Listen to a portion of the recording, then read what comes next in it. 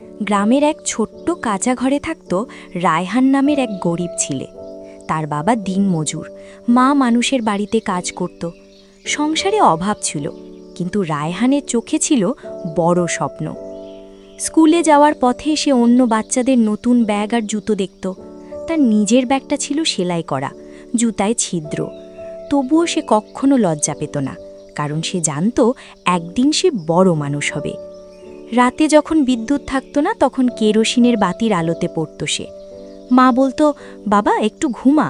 রায়হান হাসত, আর একটু পড়ি মা, আমি একদিন তোমাদের কষ্ট শেষ করব। একদিন স্কুলে পরীক্ষার ফল বের হলো। পুরো স্কুলে প্রথম হয়েছে রায়হান। শিক্ষকরা তাকে জড়িয়ে ধরল।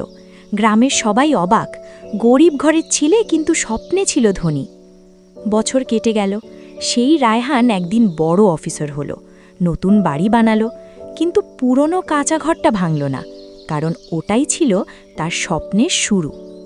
গল্পের শিক্ষা: গরিব হওয়া দোষ না, স্বপ্ন না দেখা দোষ।